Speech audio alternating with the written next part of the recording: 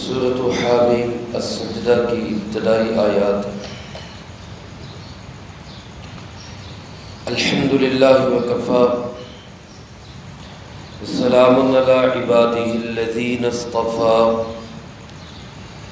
خصوصاً علی سید الرسل وخاتم الانبیاء وعلی آلہ واصحابہ الاتقیاء اما بعد فاعوذ باللہ من الشیطان الرجیم بسم اللہ الرحمن الرحیم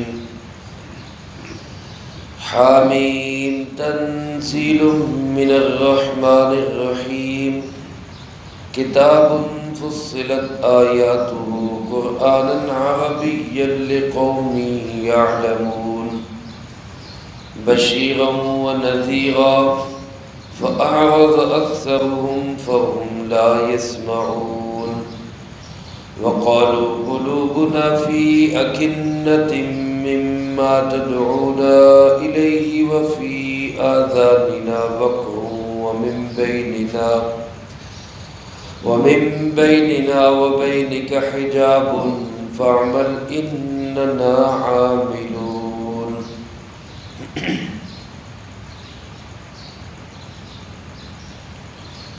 حامیم تنزیل من الرحمن الرحیم حروف مقطعات میں سے ہے۔ اس سے اللہ رب العالمین کی مراد کو اللہ بہتر جانتے ہیں۔ یہ قرآن پاک اتارا ہوا ہے اس ذات کی جانب سے جو رحمان بھی ہے رحیم بھی ہے۔ کتاب فصلت ایسی کتاب ہے کہ کھول کے بیان کی گئی آیاتہ، اس کی آیتیں، قرآن عربیہ، قرآن کریم ہے عربی زبان میں، لقوم یعلمون، اس قوم کے لیے جو جانتے ہوں، بشیرا و نذیرا، یہ خوشخبریاں بھی سناتا ہے اور ڈر بھی سناتا ہے۔ فَأَعْرَضَ أَكْثَرُهُمْ فَهُمْ لَا يَسْمَعُونَ، بس اعراض کیا ان میں سے اکثر لوگوں نے، اتنا اعراض کیا کہ وہ سنتے ہی نہیں۔ وَقَالُوا قُلُوبُنَا فِي أَكِنَّةٍ، اور یوں کہنے لگے کہ جی ہمارے دل تو پردے میں ہیں، مِمَّا تَدْعُونَا إِلَيْهِ، اس چیز سے جس کی طرف تم ہمیں بلاتے ہو۔ وَفِي آذَانِنَا وَقْرٌ، اور ہمارے کانوں کے اندر تو بوجھ پڑا ہوا ہے۔ وَمِن بَيْنِنَا وَبَيْنِكَ حِجَابٌ، اور ہمارے اور تیرے درمیان ایک پردہ حائل ہے۔ فَاعْمَلْ إِنَّنَا عَامِلُونَ، سو تو اپنے کام میں لگا رہے، ہم اپنا عمل کرتے رہتے ہیں۔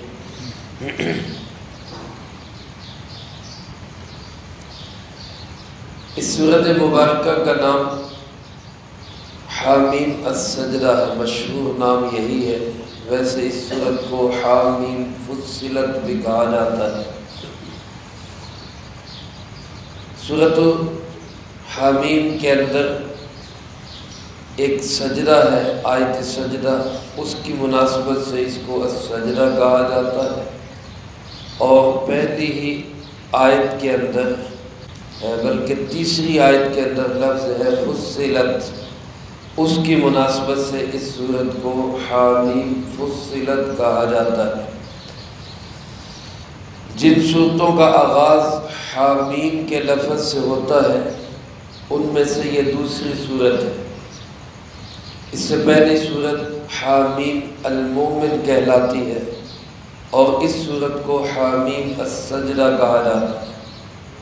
حضرت عبداللہ بن مسعود رضی اللہ تعالیٰ عنہ ارشاد فرماتے ہیں، حامیم سے شروع ہونے والی صورتیں پورے قرآن کریم کا خلاصہ، لب لباب اور نچوڑ ہے پورے قرآن کریم کا۔ اس سورت مبارکہ جس کی ترتیب کے لحاظ سے جو 41ویں نمبر پر ہے اور نازل ہونے کے اعتبار سے 61ویں نمبر پر ہے۔ اس کی آیات 54 ہیں اور 6 رکوع پر یہ صورت مشتمل ہے۔ اللہ پاک نے اس میں 2 عقیدوں کو زیادہ تر بیان کیا ہے۔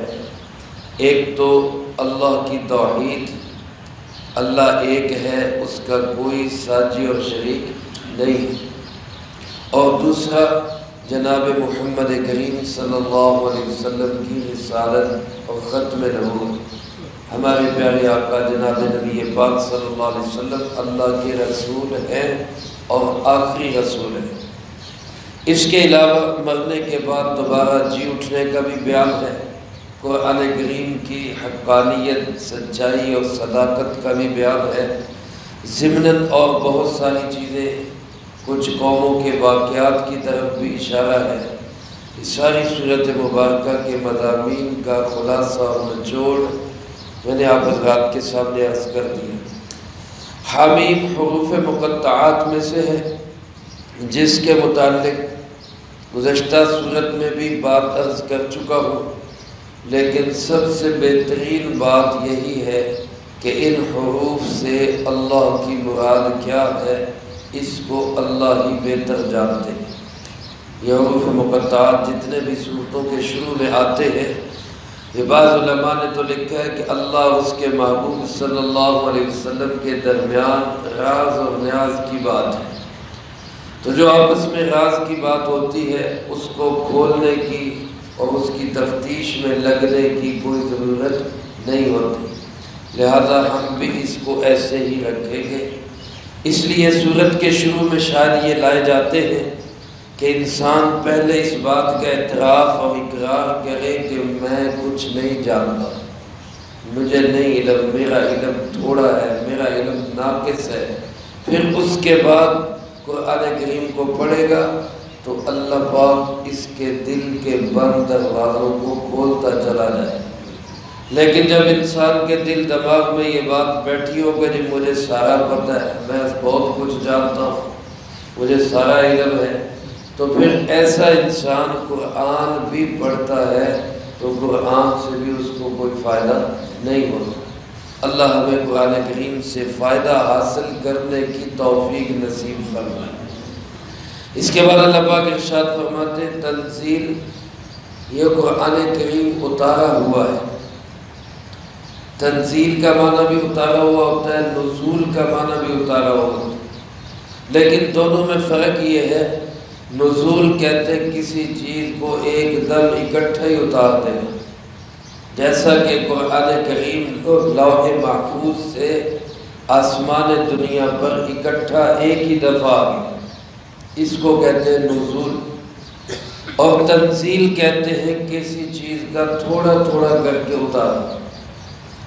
تو قرآن کریم آسمان دنیا سے جناب محمد کریم صلی اللہ علیہ وسلم کے قلب مبارک پر تقریباً 23 برس کے اندر مکمل ہوا، اس لیے اس کو تنزیل کہا جاتا ہے، تھوڑا تھوڑا کر کے اترنے والی کتاب۔ تو یہ قرآن کریم ایسی کتاب ہے جس کو اللہ پاک نے تھوڑا تھوڑا کر کے اتارا۔ دوسری کتابوں کی طرح تورات، انجیل، زبور کی طرح نہیں کہ ایک ہی دفعہ ساری کتاب اللہ پاک نے ان نبیوں کو علیہ السلام کو پکڑا دی، یہ لو بھی لے جاؤ، جا کے اس پہ عمل کرو۔ رسول اللہ صلی اللہ علیہ وسلم پہ ضرورت کے مطابق جتنی قرآن کریم کی ضرورت تھی اللہ پاک اتنا اتارتے گئے۔ کافروں نے بلکہ ایک دفعہ سوال کیا لولا نزل ھذا القرآن جملۃ واحدہ، یہ قرآن کریم ایک ہی دفعہ کیوں نہیں اترا ہے، اکٹھا کیوں نہیں اتار دیا؟ تو اللہ پاک نے خود اس کا جواب دیتے ہوئے ارشاد فرمایا کذالک لنثبت بہ فؤادک ورتلناہ ترتیلا، ہم نے اس کو تھوڑا تھوڑا کر کے اس لیے اتارا کہ جیسے جیسے لوگ آپ کو ستائیں، آپ کے دل کو رنجیدہ کریں، ادھر سے قرآن کریم اترے اور آپ کے دل کو تسلی ہو جائے، آپ کا دل اور زیادہ پکا ہو جائے، مضبوط ہو جائے۔ تو انسان جب قرآن کریم کو تلاوت کرتا ہے، سمجھ کے بالخصوص پڑھتا ہے، تو اس انسان کے دل کو قرآن تسلی دیتا ہے، حوصلہ دیتا ہے۔ اللہ پاک فرماتے ہیں یہ اتارا ہوا بھی کس کی طرف سے؟ کسی بندے کا نہیں ہے، کسی اور چیز کا نہیں ہے، یہ اس اللہ کی طرف سے اتارا گیا ہے جو الرحمن، بہت ہی مہربان، بہت ہی مہربان، اور الرحیم جو خاص رحمت نازل کرنے والا ہے۔ علماء نے لکھا ہے کہ رحمان اور رحیم اللہ کی دو صفات ہیں۔ بسم اللہ میں بھی ہم پڑھتے ہیں بسم اللہ الرحمن الرحیم۔ الرحمن اس ذات کو کہتے ہیں کہ جو ہر ایک پہ رحم کرے، اپنے پہ، پرائے پہ، ماننے والے پہ، نہ ماننے والے پہ، سب پہ رحم کرے۔ جیسے کہ دنیا کے اندر اللہ کی رحمت ہے، یہ اللہ کی رحمت ہے، اللہ کافروں کو بھی کھلا رہا ہے، کافروں کو بھی پلا رہا ہے، ان کی ضرورتیں بھی پوری کر رہا ہے، اور ان کے بھی سارے مسئلے اللہ حل کر رہا ہے، بلکہ یہاں تک کہ کافر کبھی دعا کرے تو اللہ اس کی دعا کو بھی قبول کر دیتا ہے، یہ اللہ کی رحمت ہے۔ اور دوسری صفت رحیم، خاص رحمت۔ علماء نے لکھا ہے یہ خاص رحمت جو اللہ کی ہوگی یہ صرف ایمان والوں پہ ہوگی، اور یہ کہاں پہ ہوگی؟ یہ آخرت کے اندر ہوگی۔ آخرت میں اللہ کافروں پہ کوئی رحم نہیں کرے گا، ساری رحمت صرف کن پہ ہوگی؟ وہ ایمان والوں پہ ہوگی۔ اس لیے نبی پاک صلی اللہ علیہ وسلم اپنی دعاؤں میں اللہ پاک کو یوں پکارا کرتے تھے، یا رحمان الدنیا و رحیم الآخرہ، اے دنیا کے رحمان اور آخرت کے رحیم۔ اللہ پاک دنیا میں رحمان ہے، صفت رحمان کے ساتھ اللہ کی تجلی ہے، اور آخرت کے اندر اللہ کی صفت رحیم کے ساتھ تجلی ہوگی۔ اس کے بعد اللہ پاک ارشاد فرماتے ہیں کتاب، یہ جو اتارا ہوا ہے، یہ جو تنزیل ہے، یہ ایسی کتاب ہے، ایسی کتاب ہے، عظیم الشان کتاب ہے کہ فصلت آیاتہ، اس کی آیتیں بڑی تفصیل کے ساتھ بیان کی گئی۔ قرآن کریم کی پہلی صفت اللہ نے ذکر کی، اس تنزیل کی، اس نازل کی ہوئی کتاب کی پہلی صفت یہاں ذکر کی کہ اس کی جو آیات ہے وہ فصلت، بڑی کھول کے بیان کی گئی، کوئی ڈھکی چھپی بات نہیں، کوئی گول مول بات نہیں، کوئی ایسی بات نہیں کہ جس بات کا آپس میں دوسری بات کے ساتھ ٹکراؤ ہو، تضاد ہو۔ دنیا کے اندر انسان بہت ساری باتیں کرتا ہے، ایک بات کرتا ہے، 2-4 سال کے بعد دوسری بات ہو جاتی ہے، بندہ کہتا ہے یار کل تو یہ کہہ رہا تھا، آج تو یہ کہہ رہا ہے۔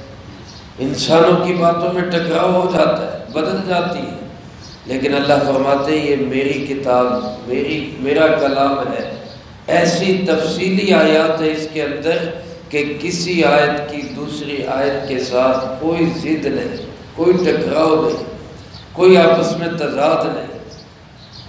اور قرآن کریم کی دوسری صفت اللہ پاک نے بیان فرمائی قرآن، یہ ایسی کتاب ہے جو بار بار پڑھی جاتی ہے۔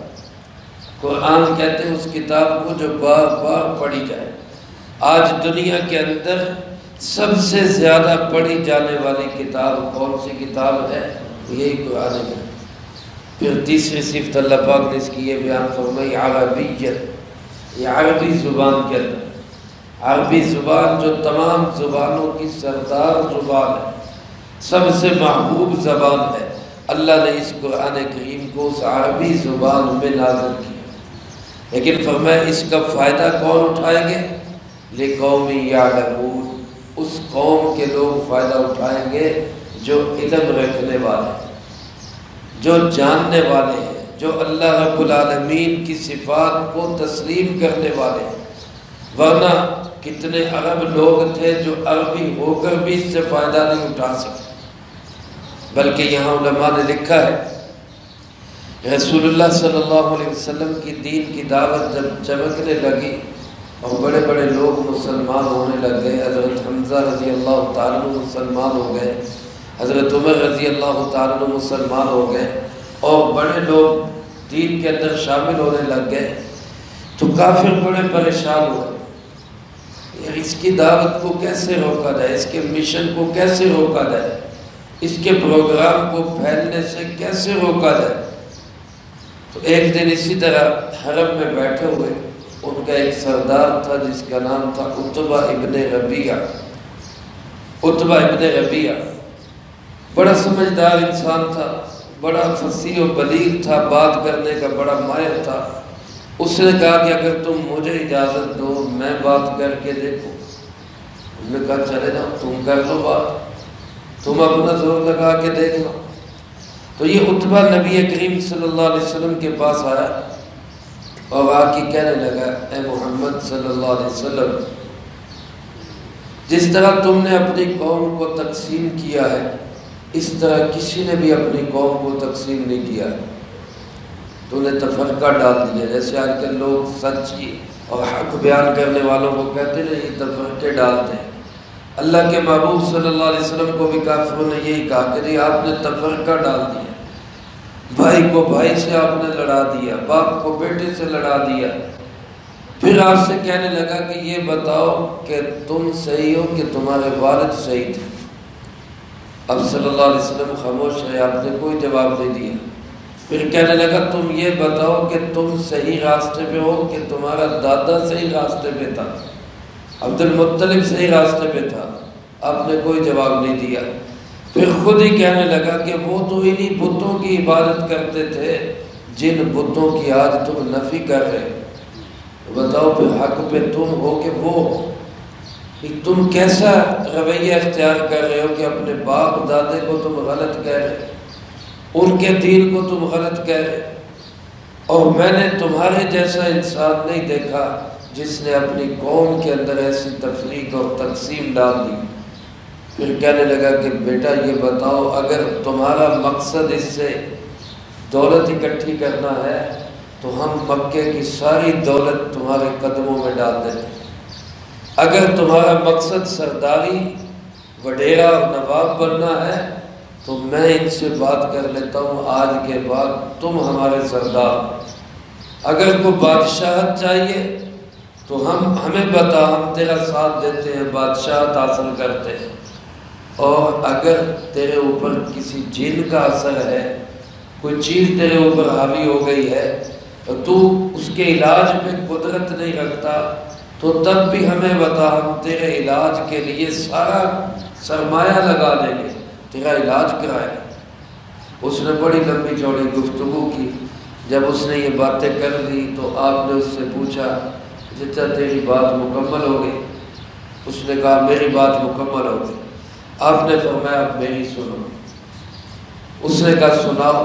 تو آپ نے سورۃ حامیم السجدہ کی یہی آیات پڑھنا شروع کی، یہاں سے آپ نے پڑھنا شروع کی، اور اگلے صفحے پہ آپ دیکھیں گے فَإِنْ أَعْرَضُوا فَقُلْ أَنذَرْتُكُمْ۔ اللہ پاک نے فرمایا کہ اگر یہ لوگ نہیں تسلیم کرتے، نہیں مانتے، تو پھر ان سے کہہ دو کہ میں تمہیں ڈراتا ہوں اس کڑک سے جیسی کڑک قوم عاد اور قوم سمود پہ آئی تھی۔ علماء نے لکھا ہے جب یہ آیت اس نے سنی تو اس قدر خوف زدہ ہوا کہ آپ کے مبارک منہ پہ ہاتھ رکھنے کی کوشش کی کہ بس کرو، اب اس سے آگے کچھ نہ کہو۔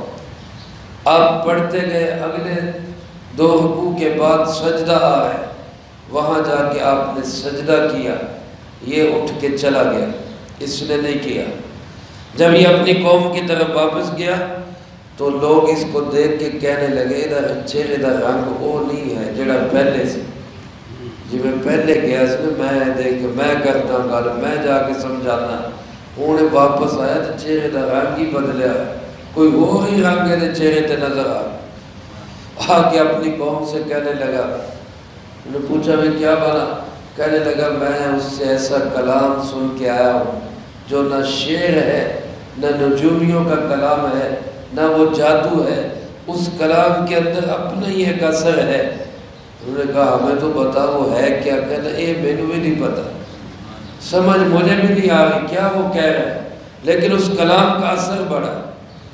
کہا نا اللہ پاک نے فرمایا یہ عربی زبان میں ہے لیکن سمجھ اس کو آئے گا جو علم رکھنے والا ہوگا۔ تو حالانکہ انہوں نے کہا کہ تو اتنا فصیح و بلیغ عربی جاننے والا، تجھے کچھ بھی سمجھ نہیں آیا؟ کہنے لگا بس ایک بات سمجھ آئی ہے کہ نہیں مانیں گے تو قوم عاد و سمود کی طرح بجلی کی کڑک آ کے ہمیں پڑے گی۔ اس لیے میں تو تمہیں ایک ہی بات کہتا ہوں کہ اس کے راستے سے ہٹ جاؤ، اس کو عرب کے سامنے جانے دو۔ اگر عرب نے اس کو ختم کر دیا تو تمہارا مسئلہ حل ہو جائے گا، اور اگر یہ عرب کے اوپر غالب آ گیا تو تمہاری عزت ہوگی کہ تمہارے خاندان کا بندہ پورے عرب پہ غالب آ گیا، تو لہذا لڑائی نہ کرو، اس کا راستہ چھوڑ دو۔ سارے کہنے لگے بس تیری تے بھی لگتا اثر ہو گیا، تجھ پہ بھی جادو کر دیا اس نے۔ تو یہ قرآن کریم کی آیات کی تاثیر ہے۔ اللہ پاک فرماتے ہیں یہ بشیر بھی ہے، نذیر بھی ہے۔ قرآن کریم ماننے والوں کو خوشخبری سناتا ہے، نہ ماننے والوں کو ڈراتا ہے، خبردار کرتا ہے، آگاہ کرتا ہے کہ بندے بن جاؤ، باز آ جاؤ، ورنہ بڑے بھیانک حالات پیش آنے والے ہیں۔ لیکن اللہ پاک فرماتے ہیں فَأَعْرَضَ أَكْثَرُهُمْ، ان انسانوں میں سے اکثر نے قرآن سے منہ موڑ ہی لیا ہے، قرآن سے رخ پھیر ہی لیا ہے، اعراض کیا ہے، اور اتنا اعراض کیا کہ فَهُمْ لَا يَسْمَعُونَ، سننے کے لیے بھی تیار نہیں، سننا بھی نہیں چاہتے۔ آج میرے عزیز دوستو یہی حالت ہم مسلمانوں کی ہوئی پڑی ہے، قرآن کریم سے اتنا دور چلے گئے کہ سننے کے لیے بھی تیار نہیں کہ قرآن کہتا کیا ہے۔ اور اللہ پاک فرماتے ہیں کہ یہ ایسے لوگ ہیں کہ خود کہتے ہیں قلوبنا فی اکنہ، جی ہمارے دلوں پہ پردے پڑے ہوئے ہیں، ہمیں نہیں سمجھ آتی کیا کہہ رہے ہیں۔ جیسے رتبہ نے کہا نا کہ ہمیں نہیں سمجھ آتی کیا کہہ رہے ہیں، اور کہنے لگے جس چیز کی تم دعوت دیتے ہو وہ ہمارے دلوں پہ اثر ہی نہیں کرتی، ہمارے دلوں پہ پردے ہیں، اور ہمارے کانوں کے اندر بوجھ ہے، وفی آذاننا وقر، ہمارے کانوں کے اندر ڈانٹ پڑے ہوئے ہیں، بوجھ پڑا ہوا ہے، ہم نے روئی کے جو ہے پمبے ٹھونسے ہوئے ہیں، ہمیں کوئی پتہ نہیں چل رہا تو کیا کہہ رہا ہے۔ وَمِن بَيْنِنَا وَبَيْنِكَ حِجَابٌ، اور ہمارے اور تیرے درمیان پردہ حائل ہے۔ اشاروں سے بات پتہ چل جاتی ہے، لیکن ہمارے اور تیرے درمیان ایسا پردہ حائل ہے کہ ہمیں تیری بات سمجھ ہی نہیں آتی۔ اللہ پاک نے ان کی یہ باتیں نقل کی، یہ بات وہ خود بھی کہا کرتے تھے۔ اللہ پاک نے بھی کہا کہ جب تمہارے دل سننا نہیں چاہتے تو پھر جاؤ، ہم نے بھی تمہارے دلوں پہ پردے ڈال دیے، ٹھپے لگا دیے، اب تمہیں قرآن سمجھ ہی نہیں آئے۔ تو لہذا وہ نبی پاک صلی اللہ علیہ وسلم سے کہنے لگے فَعْمَلْ، تو اپنا کام کرتا رہے، اِنَّنَا عَامِلُونَ، ہم اپنا کام کریں گے، تو دین حق کی شمع کو جلاتا رہے، ہم بجھانے پہ زور لگائیں گے، تو اپنے کام میں لگا رہے، ہم اپنے کام میں لگیں۔ لیکن میرے محترم دوستو ہوا کیا کہ بالآخر یہ دین حق کی شمع چمک کے رہی، اس نے روشن ساری دنیا کو اجالا دیا، ساری دنیا کو روشنی دی ہے۔ کافروں نے بڑا زور لگایا، بڑی کوششیں کی کہ رسول اللہ صلی اللہ علیہ وسلم کے چراغ کو گل کر دیا جائے، لیکن نور خدا ہے، کفر کی حرکت پہ خندہ زن، پھونکوں سے یہ چراغ بجھایا نہ جائے۔ یہ روشنی آج بھی چل رہی ہے اور قیامت تک چلتی اور چمکتی رہے گی۔ اللہ مجھے آپ کو اس روشنی سے فیض حاصل کرنے کی توفیق نصیب فرمائے، جو کہا سنا اس کو زندگی میں لا کے دوسروں تک پہنچانے کی توفیق عطا فرمائے۔ اللہم انت السلام و منک السلام، تبارک ربنا و تعالیت یا ذا الجلال والاکرام۔ اللہم اعنا علی ذکرک و شکرک و حسن عبادتک، اللهم احسن عاقبتنا في الأمور كلها وأجرنا من خزي الدنيا وعذاب الآخرة، اللهم باقية كباقية الوليد، اللهم استر عوراتنا وآمن روعاتنا، اللهم إنا نجعلك في نحور